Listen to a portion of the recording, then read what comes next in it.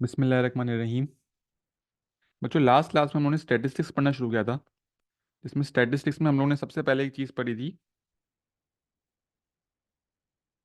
Bar chart. Simple bar chart पढ़ा था हमने। सिंपल बार चार्ट में क्या होता है, हमारे पास डेटा दिया हुआ होगा, प्रोडक्ट और सेल्स। सेल्स जो वेरी करती हैं वो वाई एक्सिस पे आएंगी और प्रोडक्ट आएगा हमारा एक्स एक्सिस पे। ठीक है। बार चार्ट में हमें क्या ख्याल रखना है कि जब जितना हम लोग बार में गैप छोड़ रहे हो वो सब में सेम हो, और दूसरा जो बार की विड्थ हो वो भी सेम हो। ठीक है। और जितनी सेल्स होगी उस हिसाब से हम लोग बार बना लेंगे। जैसे A70 था, B60, C50 और D80, तो उस हिसाब से हमने उसका बार बना लिया। फिर हमने पढ़ा था लाइन ग्राफ। लाइन ग्राफ में क्या होता है, प्रोडक्ट पे एक स्ट्रेट लाइन आ जाती है। ए की लाइन आ गई 70 तक, बी की आ गई, सी की आ गई और डी की आ गई। ये दोनों तो बहुत बेसिक चीज़ें थी। फिर हमने पढ़ा था पाई चार्ट। पाई चार्ट क्या होता है, एक सर्कल के अंदर रिप्रेजेंट होता है जिसमें आपको प्रोडक्ट का बताना होता है कि प्रोडक्ट कितना एंगल की सेल्स कर रहा है। ठीक है। जैसे अगर ए की सेल्स 70 हो रही है तो पाई चार्ट में कितना एंगल ले रहा होगा ए, तो हम लोग वो किस तरह निकालते थे, ए की sales upon total sales multiply by 360। इसी तरह सबकी करते थे, बी की sales upon total sales, C की sales upon total sales, D की सेल्स अपॉन टोटल सेल्स, और सबको मल्टीप्लाई बाय करते थे 360। हम लोग 360 से क्यों मल्टीप्लाई करते थे, क्योंकि सर्कल का जो टोटल एंगल है वो 360 होता है। बच्चे पेपर में एक सिली मिस्टेक करते हैं, बच्चे कभी कभार मल्टीप्लाई बाय 100 करके आ जाते हैं। पाई चार्ट में आ रखना है, पाई चार्ट में हमेशा मल्टीप्लाई बाय 360 करेंगे। तो उससे आपके पास सारे एंगल्स आ गए थे। इन एंगल्स का सम जो है वो हमेशा 360 आएगा। और फिर आपने पाई चार्ट ड्रॉ कर लिया था। फिर हमने पढ़ा था हिस्टोग्राम। मैंने आप लोग को बताया था हिस्टोग्राम जो है वो दो तरीके के होते हैं। एक होते हैं विथ इक्वल क्लास विथ, जिसको हम बोलते हैं तमीज वाला, और दूसरा होता है विथ अनइक्वल क्लास विथ, जिसको हम बोलते हैं बदतमीज वाला। दोनों में फर्क क्या होता है, अगर तमीज वाला है तो वाई एक्सिस पे आएगी फ्रीक्वेंसी, और अगर बदतमीज वाला है तो वाई एक्सिस पे आएगी फ्रीक्वेंसी डेंसिटी। अब क्लास विथ हम लोग किस तरह निकालते थे, क्लास विथ निकालते थे upper class boundary minus lower class boundary. इस सवाल में क्लास विथ सेम आ रही थी तो हमने बोला ये सवाल तमीज वाला है, फ्रीक्वेंसी को हमने वाई एक्सिस पे लेके हिस्टोग्राम बना दिया। हिस्टोग्राम के बीच में कोई गैप नहीं होता। फिर हमने एक और चीज पढ़ी थी, हिस्टोग्राम बनाने के लिए आपकी क्लास बाउंड्री जहाँ खत्म हो रही है अगली क्लास बाउंड्री वहीं शुरू होनी चाहिए। तो अगर ऐसा ना हो रहा हो तो हम क्या करते थे, जितना भी गैप होगा उसको डिवाइड बाय 2 करेंगे, उसका जो आंसर आएगा उसको आगे वाली वैल्यूज में प्लस और नीचे वाली वैल्यूज में माइनस करेंगे। तो जो हमारी नई क्लास बाउंड्री बनेगी उसमें जो है, जहां पे क्लास बाउंड्री खत्म हो रही होगी वहीं क्लास बाउंड्री शुरू हो रही होगी। इसका भी बेटा क्लास विथ सेम आई थी, upper class boundary minus lower class boundary करके। तो हम लोगों ने क्या बोला, तमीज वाला है तो वाई एक्सिस पे आ गई थी फ्रीक्वेंसी। फिर हमने जो तीसरा सवाल किया था लास्ट क्लास में, उसमें जो है हमारी क्लास विथ आ रही थी डिफरेंट। जब हम इनको माइनस कर रहे थे तो क्लास विथ आ रही थी डिफरेंट। तो फिर हमने क्या किया था, हमने बोला था अब वाई एक्सिस पे फ्रीक्वेंसी नहीं आएगी, वाई एक्सिस पे आएगी फ्रीक्वेंसी डेंसिटी। फ्रीक्वेंसी डेंसिटी निकालने का क्या फॉर्मूला है, frequency divided by class with. Frequency को क्लास विथ से डिवाइड करें, जो आंसर आएगा वो फ्रीक्वेंसी डेंसिटी हो जाएगी। और फिर ये फ्रीक्वेंसी डेंसिटी जो है ये आएगी हमारी वाई एक्सिस पे, और ये बन गया हमारा बदतमीज वाला हिस्टोग्राम। इसके बाद मैंने आप लोगों को लास्ट क्लास में एक सवाल किया था जो आप लोगों ने मुझे करके भेज भी दिया है।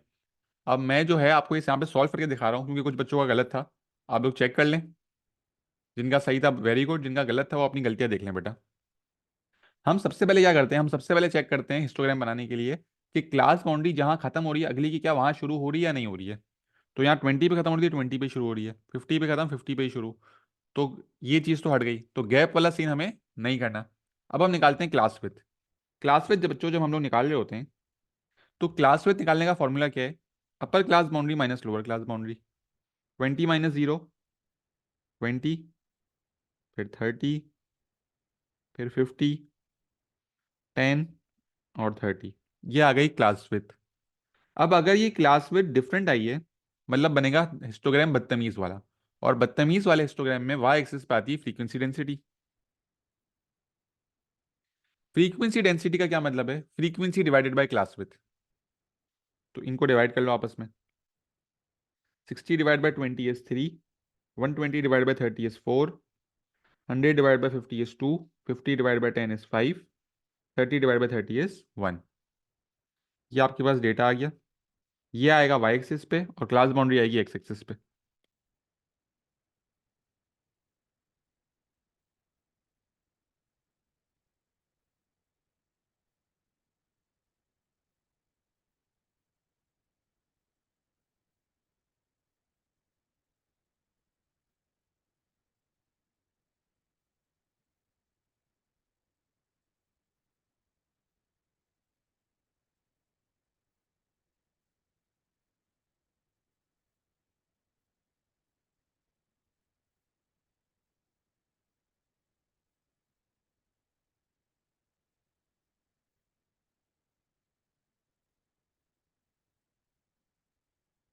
ये हो गई क्लास बाउंड्री, और फ्रीक्वेंसी कहाँ तक जा रही थी?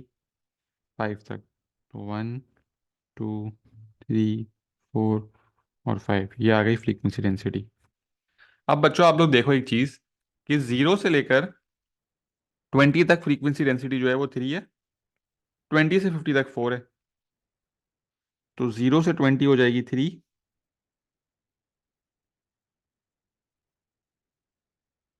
फिर 20 से 50 हो जाएगा 4,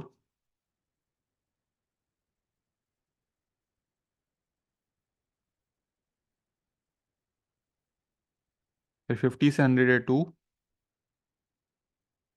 50 से 100 आपका हो गया 2, 100 से 110 होगा 5,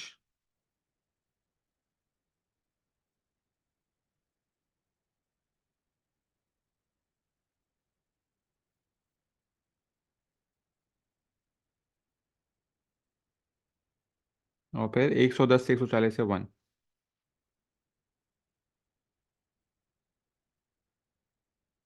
ये आपका बन गया हिस्टोग्राम। बच्चों हिस्टोग्राम जो है आपके पेपर में लाजमी 3 मार्क का इस तरह का सवाल आता ही है। ठीक है, ऑलमोस्ट हर साल आपको एक 3 मार्क का हिस्टोग्राम बनाने के लिए एग्जामिनर देगा। तो इस तरह आपका हिस्टोग्राम बनता है। क्या ये सबको क्लियर है? तो अब हम आगे बात करें थोड़ी।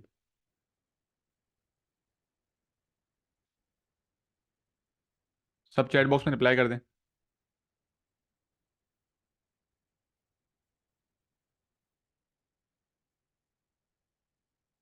ठीक है।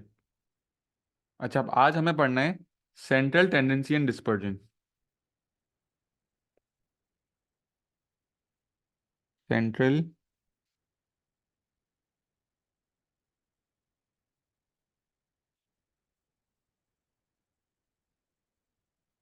Tendency and dispersion. Central tendency and dispersion में क्या होता है, पहले एक एग्जांपल बना लेते हैं हम लोग। कुछ नंबर्स ले लेते हैं। 4, 6।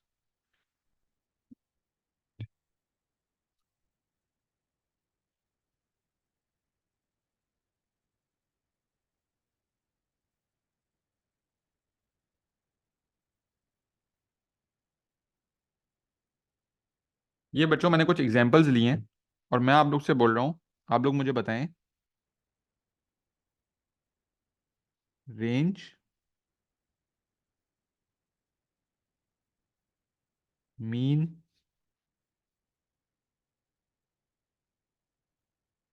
Median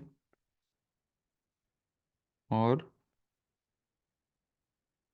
mode.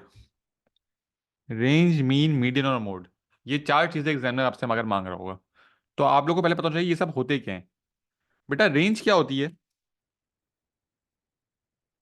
रेंज होती है हमारी maximum value minus minimum value. आपके पास जो डेटा दिया हुआ है उसमें जो मैक्सिमम वैल्यू होगी, उसको जब आप मिनिमम वैल्यू से माइनस करोगे तो जो आंसर आ रहा होगा वो आपकी रेंज होगी। पार्ट बी में पूछा है मीन। सही सही।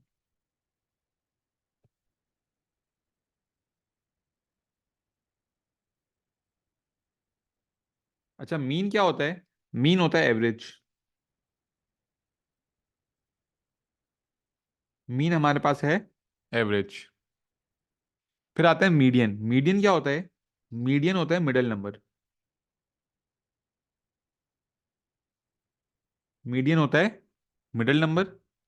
और फिर मोड होता है मोस्ट रिपीटेड नंबर।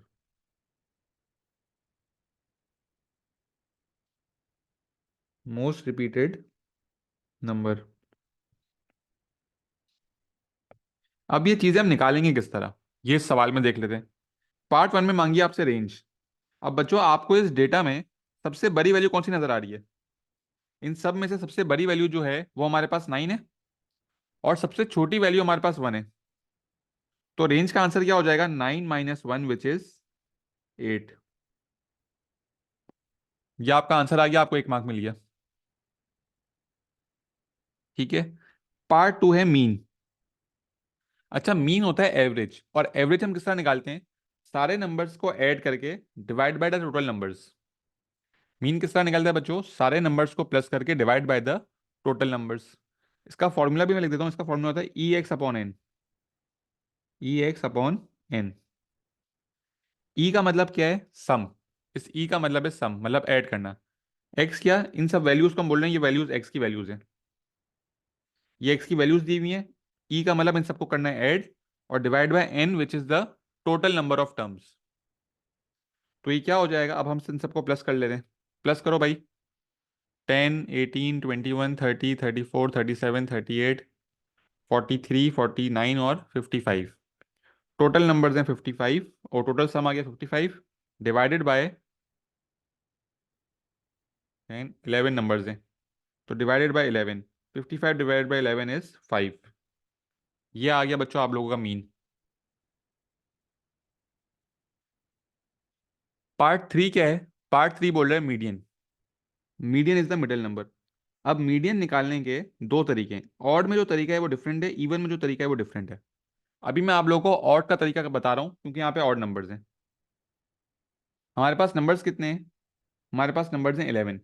अब मिडिल नंबर निकालने के लिए हम लोग सबसे पहले क्या करते हैं, हम लोग सबसे पहले डेटा को असेंडिंग ऑर्डर में अरेंज करते हैं। हम लोग क्या करते हैं बच्चों, डेटा को असेंडिंग ऑर्डर में अरेंज करते हैं। असेंडिंग ऑर्डर में अरेंज करने का क्या मतलब है, starting from the lowest to highest.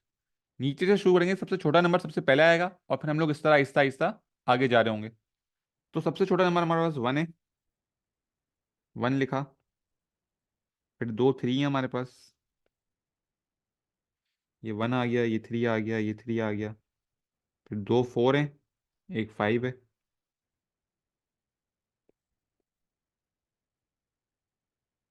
फिर तीन 6 है हमारे पास।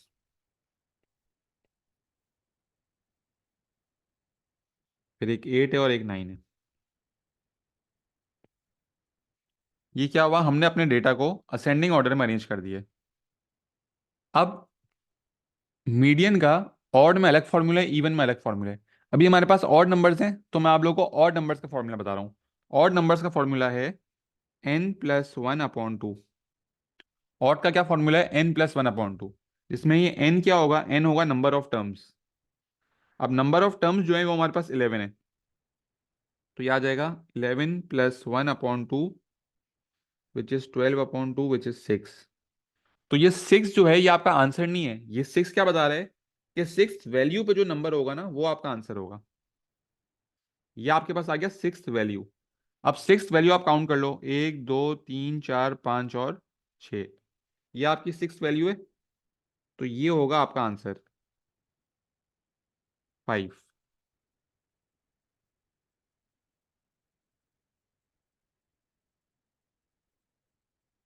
और फिर पार्ट 4 में क्या सीन है,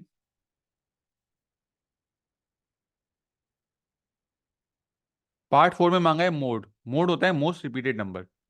तो आप लोग देख लो यहाँ पे सबसे ज्यादा रिपीट कौन सा नंबर हो रहा है, 6 सबसे ज्यादा रिपीट हो रहा है, तो ये आपका आंसर होगा। आप लिखोगे किस तरह इसको, लिखोगे 6 और ब्रैकेट में लिख दोगे अकर्ड 3 टाइम्स। ये आ गया आपका आंसर। अब मैं पहले एक दफा फिर से समझा रहा हूँ ये सब, फिर आप लोग मुझे चैट बॉक्स में बताना कि आप लोगों को क्लियर है या नहीं है। इस सवाल के अंदर हमसे चार चीजें मांगी गई थी, रेंज, मीन, मीडियन और मोड। रेंज क्या होता है, रेंज होता है maximum value minus minimum value. मतलब डेटा में जो सबसे बड़ी वैल्यू ली हुई है और जो सबसे छोटी वैल्यू ली हुई है उन दोनों का आप करोगे माइनस। माइनस करके जो आंसर आ रहा होगा वो क्या होगा, वो होगी आपकी रेंज। आपने 9 - 1 करा, आपका आंसर आ गया 8। अगली चीज थी मीन। मीन क्या होता है बच्चों, मीन इज एवरेज। तो हम लोग एवरेज किस तरह निकालते हैं, हम लोग सब नंबर्स को, हमारे डेटा में जितने भी नंबर्स हैं उन सबको प्लस करते हैं, divide by the total number of terms. तो फॉर्मूला क्या बनता है इसका, ई एक्स अपॉन एन। सब नंबर्स को प्लस करा, divide by the total number of terms, तो आंसर आ गया 5। फिर पार्ट 3 में आपसे पूछा था median. Median is the middle number. अब मीडियन निकालने के दो फॉर्मूले हैं, इवन का अलग है, ऑड का अलग है। अभी मैंने आपको सिर्फ ऑड नंबर्स का बताया है। ऑड में फॉर्मूला क्या है, n+1/2। और फॉर्मूला अप्लाई करने से पहले हमें ये चेक करना होता है कि हमारा डेटा असेंडिंग ऑर्डर में है या नहीं है। तो मैं अपने डेटा को असेंडिंग ऑर्डर में लेके आया, फिर मैंने फॉर्मूला लगाया n+1/2, जिसमें n क्या थी बच्चों, n था नंबर ऑफ टर्म्स। सबको प्लस करके डिवाइड बाय 2 किया। ये जो हमारा आंसर है ये मीडियन का आंसर नहीं है, ये वो वैल्यू है जिसपे मीडियन का आंसर आएगा। तो 6 था, तो हमने 6 वैल्यू काउंट कर ली, तो आंसर आ गया 5। और फिर आखिरी पार्ट था mode, which is the most repeated number. Most repeated number क्या था बेटा? मोस्ट रिपीटेड नंबर था 6, तो इसका आंसर क्या हो गया?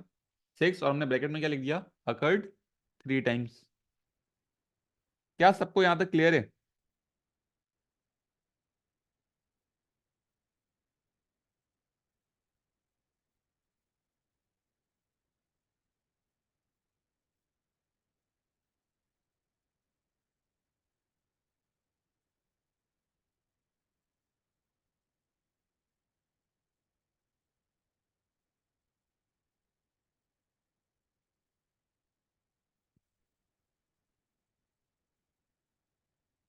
ठीक है, एक और सवाल करते हैं।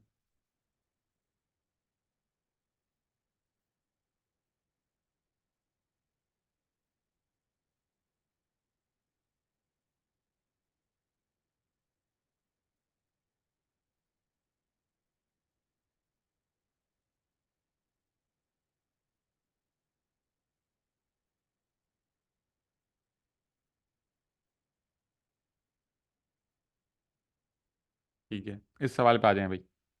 अच्छा, अब इस सवाल में क्या हो रहा है? इस सवाल में हमें 14 नंबर्स दिए हुए हैं। अब मांगा क्या क्या एग्जामिनर ने?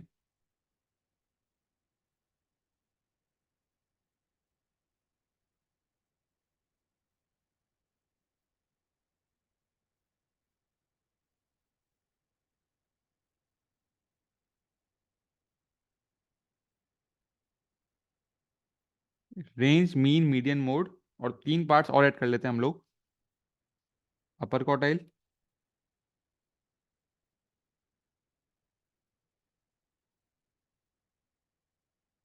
लोअर क्वार्टाइल, और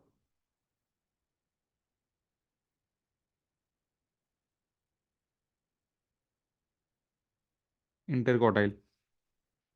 ये हमारे पास आगे 7 चीजें क्या क्या मांगी गई हैं? रेंज, मीन, मीडियन, मोड, अपर क्वार्टाइल, लोअर क्वार्टाइल और इंटर क्वार्टाइल। अब हमें पता है, पहली 4 चीजें तो हमें पता है। रेंज का मतलब maximum minus minimum, mean is average, median is middle number, mode is most repeated number. अब अपर क्वार्टाइल क्या होता है? अपर quartile is 75%, lower quartile is 25%, and inter inter quartile is upper quartile minus lower quartile. मतलब इनका जो answer आएगा ना final, उसको हम माइनस करेंगे तो इंटर क्वार्टाइल आ जाएगा। अब ये सवाल हम सॉल्व करते हैं। सबसे पहले पार्ट में मांग रहा है एग्जामिनर रेंज। रेंज में क्या होता है भाई? Part 1, maximum value minus minimum value. सबसे बड़ी वैल्यू 20 है, सबसे छोटी वैल्यू 4 है। 20 - 4 विच इज 16, ये आ गया आपका आंसर। पार्ट टू है मीन। मीन क्या होता है? Summation of x upon n. बेटा एक बच्चा मुझे नंबर्स को ऐड कर दे। टोटल नंबर्स हमारे पास 14 है। एक बच्चा इसका मुझे सम बता दे और फिर डिवाइड करके फाइनल आंसर बता दे 1 डेसिमल प्लेस में। बेटा जल्दी से कर दो, शाबाश।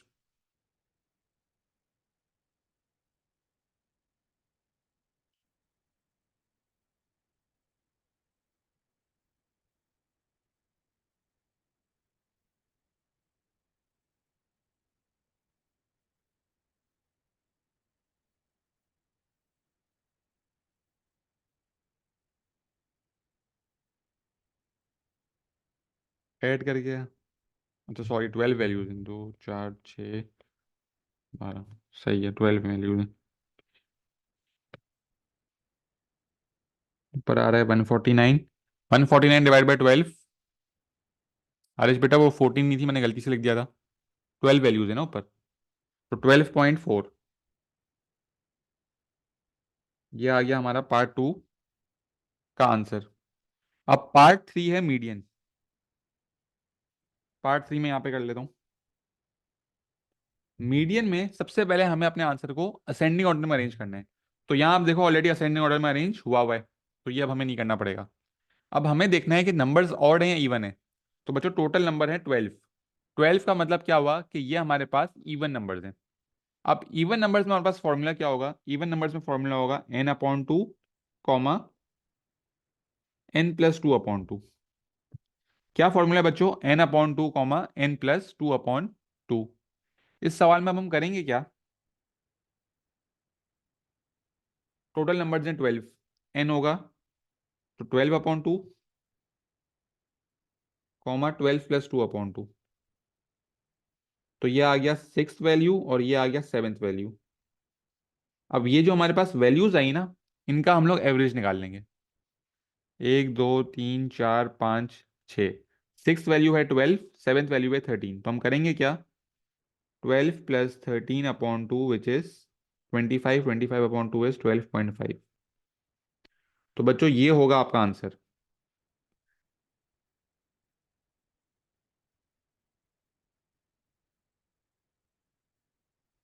ये आ गया आपका मीडियन। मैं एक दफ़ा फिर से समझा देता हूँ ताकि क्लियर हो जाए। जब इवन नंबर्स होते हैं ना, तो हमारा फॉर्मूला होता है n/2 कॉमा n+2/2। अब n क्या है, number of values which is 12।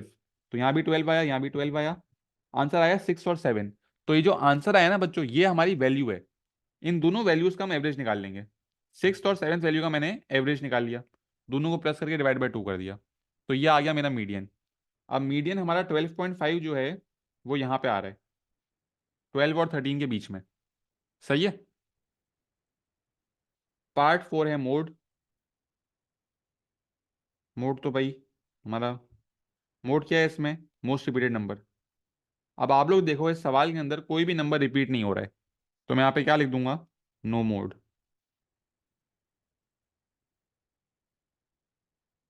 या फिर एक डैश बना दूंगा इस तरह। ठीक है। इस सवाल के अंदर कोई भी नंबर एक से ज़्यादा दफा रिपीट नहीं हो रहा था। हमें सबसे ज़्यादा रिपीटेड नंबर चाहिए होता है, यहाँ पे हर नंबर एक दफ़ा है, तो यहाँ पे कोई भी मोड हमारे पास अवेलेबल नहीं है। ठीक है। अब हमें समझना है पार्ट 5 और पार्ट 6। पार्ट 7 क्या है, इन दोनों के आंसर को माइनस कर देना है। तो पार्ट 5 और पार्ट 6 समझना है। अब पार्ट 5 में लिखा हुआ है अपर quartile which is 75% and lower quartile which is 25%। अच्छा, अब आप लोग मुझे एक बात बताएं, यहाँ पे मेरा जो आंसर आया होगा मीडियन का वो कितने परसेंट होगा। ये जो मेरे पास यहाँ पे आंसर आया होगा वो कितने परसेंट होगा मीडियन का। 20 में जो आंसर आता है वो कितना होता है।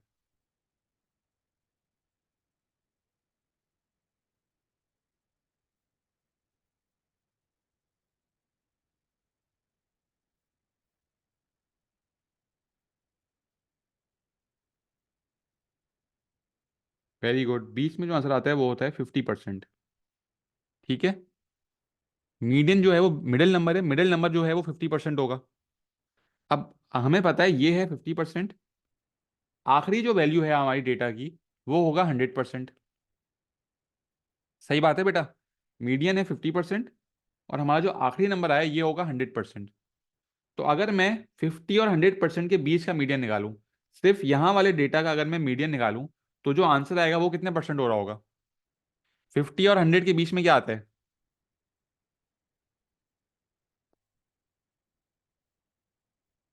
75 आता है। तो ये होगा 75%।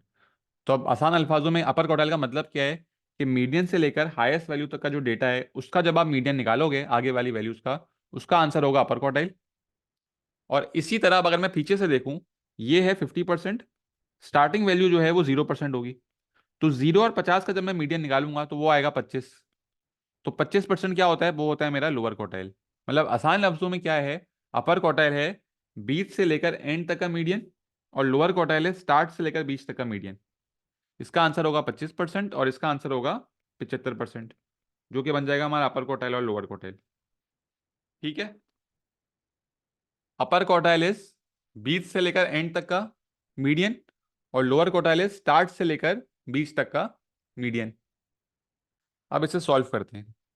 मीडियन यहाँ आया था हमारा, इसके आगे आगे हमारे पास अब कितने नंबर्स हैं, हमारे पास यहाँ पे 6 नंबर्स हैं और पीछे भी 6 नंबर्स हैं। तो पार्ट 5 में सबसे पहला स्टेप मैं क्या करूंगा, 6 नंबर्स हैं, इवन नंबर्स हैं। इवन नंबर्स का फॉर्मूला क्या है, इवन नंबर्स का फॉर्मूला मेरे पास ये है n/2 कॉमा n+2/2। तो 6/2 कॉमा 6+2/2। तो ये क्या आ गया, थर्ड वैल्यू और फोर्थ वैल्यू। अब आप देख लो यहाँ पे थर्ड वैल्यू क्या है। थर्ड वैल्यू है 16, एक दो, थर्ड वैल्यू है 16 और फोर्थ वैल्यू है 17। तो इन दोनों का एवरेज निकाल लेंगे, विच इज 16.5। ये आ गया हमारा आंसर। और पार्ट 6 लोअर क्वार्टाइल के अंदर हमें ये वाला स्टेप करने की ज़रूरत नहीं है, क्योंकि मुझे पता है आगे भी 6 वैल्यूज थी, पीछे भी 6 वैल्यूज हैं। तो यहाँ भी सेम ही आंसर आ रहा होगा।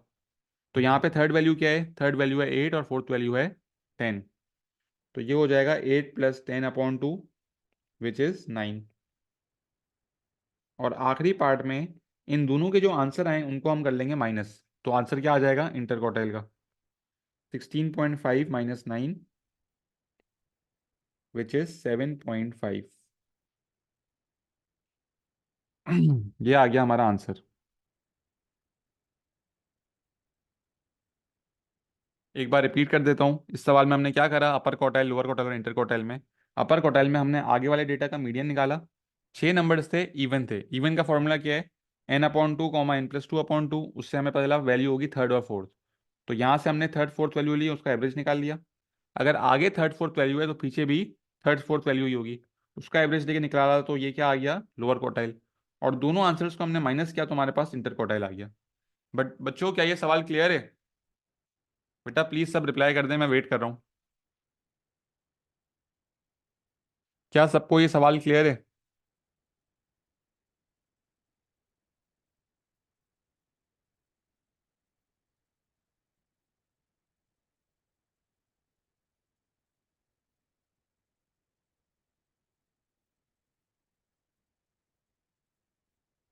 Sir how did you get 16 + 17? बेटा थर्ड एंड फोर्थ वैल्यू आई थी, तो यहाँ से मैंने काउंट करी ना, एक दो। थर्ड वैल्यू है 16, फोर्थ वैल्यू है 17। तो इन दोनों को प्लस करके डिवाइड बाय 2 कर दिया, एवरेज निकाल लिया इनका। ठीक है, यहाँ से थर्ड और फोर्थ वैल्यू देखी, और फिर पीछे से थर्ड और फोर्थ वैल्यू देखी तो वो 8 और 10 थी, तो वो यहाँ आ गई। ठीक है बेटा आमना।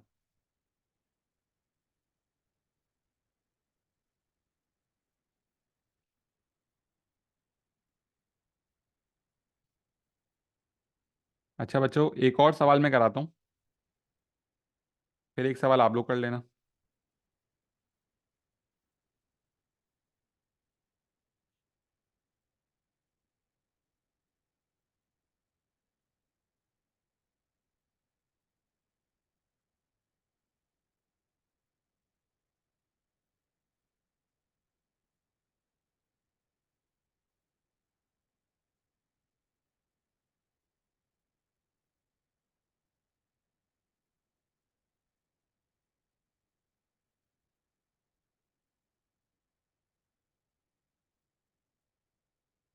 अच्छा भाई, ये हमारे पास एक सवाल रेडी हो गया है। कुछ वैल्यूज़ दी हुई हैं हमें। हमें क्या करना है भाई?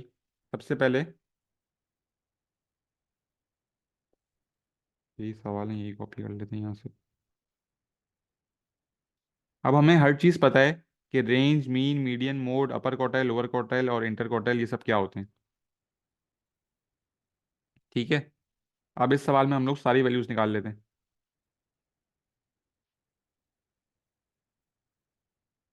शुरू करते हैं भाई। Part 1 is range. रेंज किस तरह आती है? Highest value minus lowest value. Highest value क्या है? हाईएस्ट वैल्यू है 15, लोएस्ट वैल्यू है 1। 15 - 1 इज 14। पार्ट 2। पार्ट 2 था मीन। मीन क्या है? Summation of x/n। बेटा एक बच्चा सबको प्लस कर दे। तो 4 6 8 10 12 13 डिवाइड बाय 13 होगा। ऊपर क्या आ रहा है?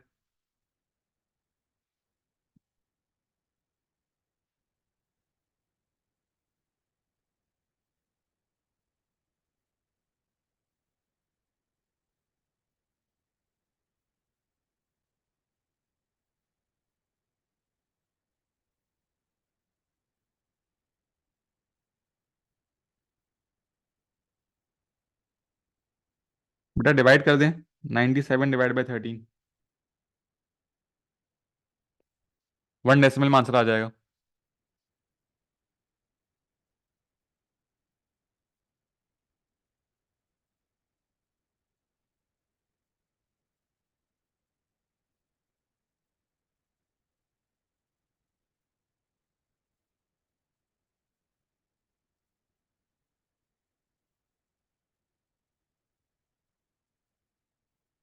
7.46 या 7.5, मर्जी आप लोगों की।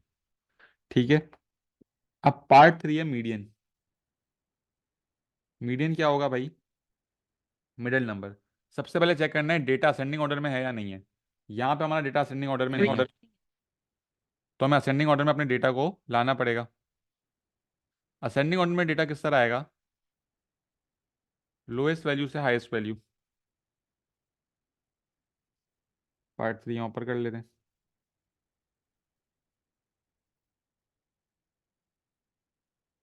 1, फिर हमारे पास 3 4 हैं।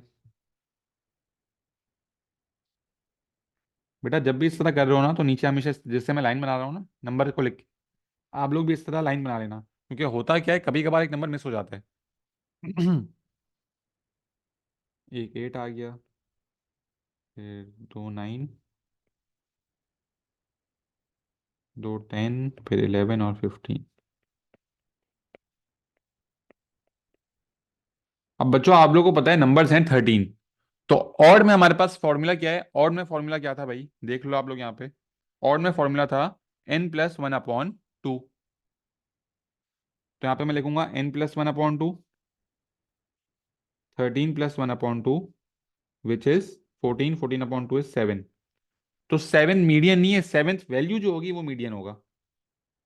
तो देख लो यहाँ पे 1 2 3 4 5 6 और 7, ये आ रहा है आपका आंसर। तो 8 जो है ये आपका मीडियन है। ये आपका पार्ट 3 का आंसर आ गया।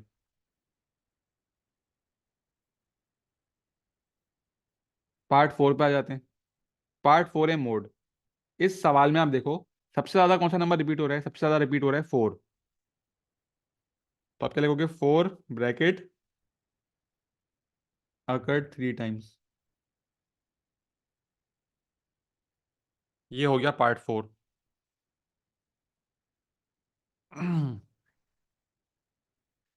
अच्छा, अब पार्ट 5 है अपर क्वार्टाइल और लोअर क्वार्टाइल। अपर क्वार्टाइल क्या है? 20 वाले नंबर से लेकर एंड वाले नंबर तक का मीडियन। और लोअर क्वार्टाइल क्या है? लोअर नंबर से लेकर फर्स्ट नंबर से लेकर 20 वाले नंबर तक का मीडियन। मतलब अब देखो ये जो आपका, अगर आपका देखो, अच्छा अब एक और बहुत ही इंपॉर्टेंट बात, ये एक बहुत मेजर गलती है जो बच्चे करते हैं। ये एक बात समझो, पिछले सवाल में बेटा मेरा आंसर आया था 12.5 मीडियन का। कहाँ गया? ये रहा। तो 12.5 जो था वो इन दोनों के बीच में था। तो मैंने ये वाली वैल्यू अपर क्वार्टाइल के लिए कंसिडर कर ली थी, और ये वाली वैल्यू लोअर क्वार्टाइल के लिए कंसिडर कर ली थी। ठीक है। यहाँ पे क्या हो रहा है?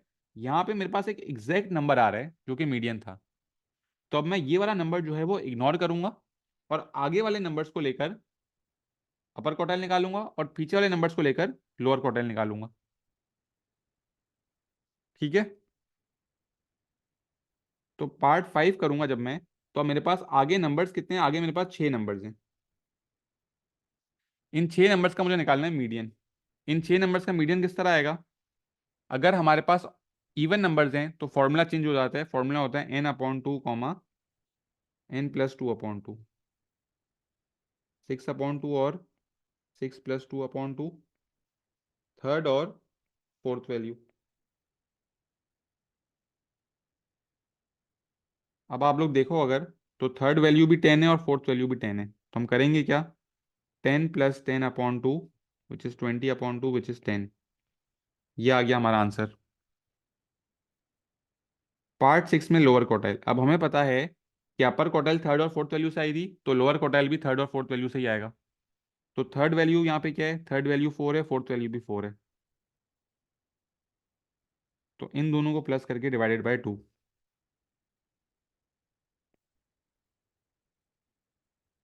अब यहाँ पे इत्तेफाक हो गया कि नंबर सेम आ रहे थे तो एवरेज सेम बन गई। हालांकि पीछे वाले सवालों में आप लोग देख रहे थे कि एवरेज जो है वो डिफरेंट बन रही थी। ठीक है। और इंटर क्वार्टाइल क्या है बेटा? Last part. इंटर क्वार्टाइल में क्या होता है? अपर क्वार्टाइल माइनस लोअर क्वार्टाइल। अपर क्वार्टाइल आया था 10, लोअर क्वार्टाइल आया 4, माइनस क्या आंसर आ गया? 6। बच्चों क्या ये सवाल आप लोगों को क्लियर है?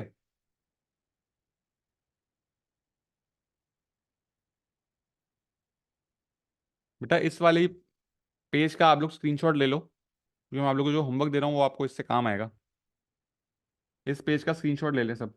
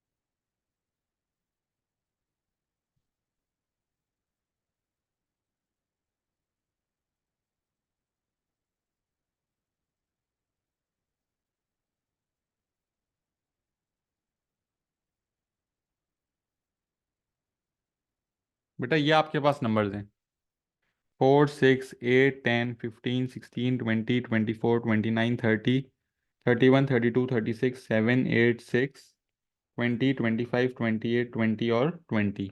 ये आपके पास नंबर्स हैं। आपको इन सब का रेंज, मीन, मीडियन, मोड, अपर क्वार्टाइल, लोअर क्वार्टाइल और इंटर क्वार्टाइल निकालना है। बेटा लास्ट क्लास में मैंने आप लोगों को एक सवाल दिया था करने के लिए, मुझे सब बच्चों ने करके नहीं दिया था। ठीक है, अगर आप लोग एक सवाल भी नहीं करके दे सकते हो अगर 24 घंटों के अंदर अंदर, तो आप लोग, मुझे समझ नहीं आ रहा पेपर किस तरह दोगे। नेक्स्ट क्लास से पहले बेटा, कल हमारी 5 बजे क्लास है, उससे पहले मुझे ये सब बच्चे सवाल करके दें, सॉल्व करके दें व्हाट्सएप पे आंसर्स के साथ। ठीक है, क्या ये बात क्लियर है सबको?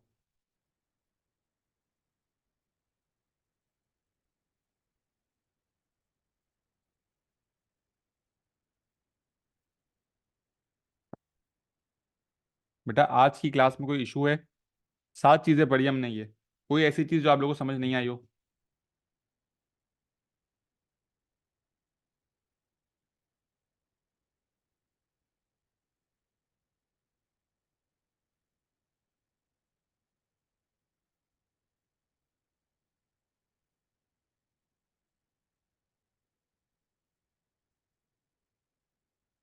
बात बेटा, अब आपको रिकॉर्डिंग ही देखनी पड़ेगी क्योंकि मेरी तो दूसरी क्लास है।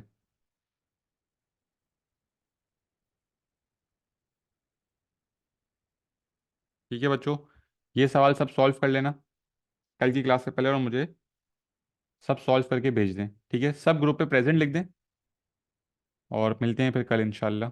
अल्लाह हाफिज़।